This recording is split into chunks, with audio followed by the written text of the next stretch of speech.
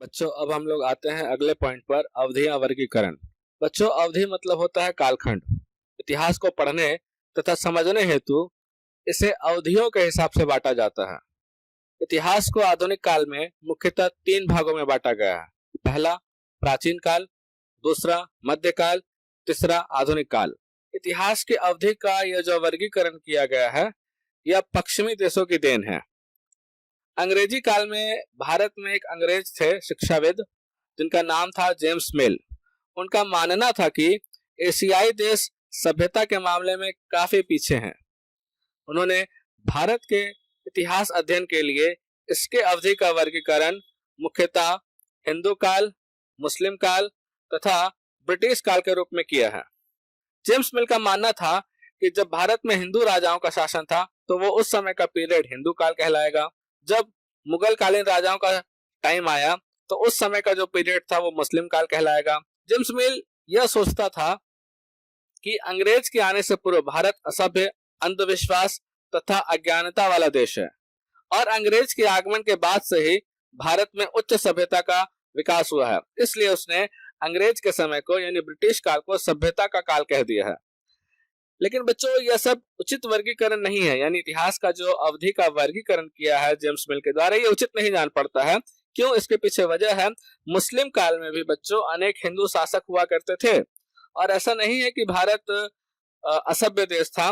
प्राचीन काल में भारत सभ्यता के मामले में अग्रणी देश हुआ करता था। यहाँ ज्ञान का बहुत विशाल भंडार था। बहुत से इतिहासकारों ने अंग्रेज के काल को औपनिवेशिक युग भी कहा है। अब बच्चों ये औपनिवेशिक युग है क्या? तो इसे हम लोग अगले पॉइंट में कवर करेंगे औपनिवेशिकता पर। तो औपनिवेशिकता क्या है इसे समझेंगे। बच्चों औपनिवेशिकता क्या है सरल भाषा में बता रहा हूँ, समझ लीजिए। जब कोई शक्तिशाली देश, जैसे मान लीजिए कोई भी शक्तिशाली देश है, अमेरिका ही मान लीजिए, वो किसी छोटे देश पर शासन करता है। कोई भी छोटा देश आप ले लीजिए, सोच लीजिए अपने दिमाग में। तो जब कोई शक्तिशाली देश छोटे से देश पर शासन करता है और वहां के समस्त क्रियाओं में हस्तक्षेप करता है तो जो छोटा देश रहता है ना, छोटा देश, उस राष्ट्र का उपनिवेश कहलाता है। इसे मैं यूं समझाऊं जैसे कि ब्रिटिशर्स ने यानी अंग्रेजों ने भारत को गुलाम बनाया तो जो भारत था वो उपनिवेश कहलाया अंग्रेजों के लिए। बात समझ रहे हैं? इस प्रक्रिया को, ये जो टोटल प्रक्रिया हुई, इस प्रक्रिया को औपनिवेशिकता कहा जाता है। बच्चों अंग्रेज जो वो भारत आए थे किस लिए? केवल व्यापार के उद्देश्य से आए थे और उन्होंने अपनी अर्थव्यवस्था को और अपनी शासन को इतना तेज किया, इतना कंट्रोल किया कि पूरे भारत को अपने कब्जे में ले लिया। आपके बुक के अनुसार बच्चों देखिए यहाँ लिखा हुआ है, जब किसी देश में किसी अन्य देश के प्रभाव के कारण राजनीतिक, आर्थिक, सामाजिक एवं सांस्कृतिक परिवर्तन होते हैं तो यह प्रक्रिया क्या कहलाती है बच्चों? बिल्कुल औपनिवेशीकरण। जैसा कि ब्रिटिशर्स ने हमारे देश पर सारे चीजों को नियंत्रित कर लिया था और हम उसके उपनिवेश बन गए थे। अब बच्चों हम लोग अगले पॉइंट में आते हैं। अगला पॉइंट है आधुनिक ऐतिहासिक स्रोत। समझते हैं कि ऐतिहासिक स्रोत क्या है। बच्चों ऐतिहासिक स्रोतों को कई भागों में बांटा गया है। पहला है साहित्यिक स्रोत, दूसरा पुरातात्विक स्रोत, तीसरा अभिलेख, चौथा स्मारक, एक और देख लेते हैं, पांचवा सरकारी रिकॉर्ड्स।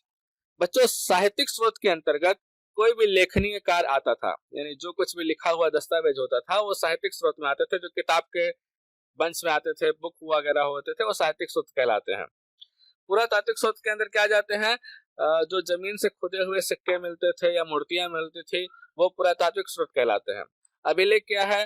जो ताम्र पत्र में लिखा गया रहता था या कोई शिलालेख यानी पत्थरों पर कुछ खोद खोद के पत्थरों पर कुछ लिखी गई रहती थी, उसे अभिलेख कहते हैं। स्मारक यानी भवन, बड़े बड़े भवनों में भी लिखा जाता था। और सरकारी रिकॉर्ड्स जो अंग्रेजों के द्वारा तैयार किए जाते थे। बच्चों आधुनिक काल में तैयार किया गया था कोई भी पत्र या दस्तावेज जो होता था तो अंग्रेज द्वारा सुरक्षित रखने के लिए रिकॉर्ड्स रूम बनाया करते थे। ये रिकॉर्ड रूम्स आर्काइव्स यानी कि अभिलेखागार कहलाते हैं। और कुछ वस्तुएं जैसे कि मूर्तियां हो गया, हथियार हो गया, इनको भी, जो इन सारी जो ऐसी बहुत सी ऐतिहासिक वस्तुएं थे, इनको भी सुरक्षित रखा जाता था। इसे सुरक्षित रखा जाता था जिस कमरे को या जिस रूम में, उसे म्यूजियम कहा जाता था, यानी कि हिंदी में संग्रहालय भी कहते हैं। वर्तमान समय में उन अमूल्य दस्तावेजों को डिजिटल किया जा रहा है। डिजिटल मतलब यानी जो भी दस्तावेज थे उसको डिजिटल ऐसे करना कि हम लोग कंप्यूटर में भी उसे आसानी से पढ़ सके। अगला पॉइंट है बच्चों, इस चैप्टर का हम लोग अब आखिरी पड़ाव पे आ रहे हैं, सर्वेक्षण व रिकॉर्ड्स। ये क्या है ये भी समझ लेते हैं। अंग्रेजों ने बच्चों प्रशासन चलाने के लिए, नए मार्ग ढूंढने के लिए, नक्शा तैयार करने के लिए सर्वेक्षण करवाया था। सर्वेक्षण मतलब होता है बच्चों पड़ताल कर, जांच पड़ताल कर कोई भी आंकड़ा को इकट्ठा करना। आपको पता है जनगणना भी इसी सर्वेक्षण नीति का ही परिणाम था। उसी का अनुसरण करते हुए जब भारत आजाद हुआ तो भारत में पहली बार सन 1951 में जनगणना करवाई गई थी। भारत में जनगणना हर 10 साल में एक बार करवाई जाती है। जैसे 1951 में जब हुआ था तो उसके बाद फिर 61 में, फिर 71 में, इसी तरह करके हुआ। और जो लास्ट अभी जनगणना हुई थी वो बच्चों 2011 में हुई थी, और अगली जो जनगणना होगी 2021 यानी आगे वर्ष होगी। बच्चों अंग्रेजी जो सरकार थी वो न केवल जनगणना का ही सर्वेक्षण करवाते थे बल्कि वनस्पति, पुरातात्विक, वन आदि का भी सर्वेक्षण कराकर उनसे जुड़ा दस्तावेज को तैयार करते थे और उस रिकॉर्ड्स या अभिलेख को सुरक्षित रखती थी। और ये जो अभिलेख या जो भी रिकॉर्ड्स हैं ये सरकारी रिकॉर्ड्स कहलाते थे।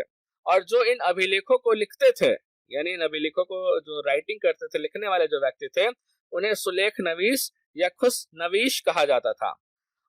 बच्चों जब छपाई तकनीकी की शुरुआत हुई, अखबार आने लग गया, उसका प्रकाशन शुरू हो गया अखबार का, तो अखबार को भी रिकॉर्ड्स के तौर पर सुरक्षित रखा जाने लगा।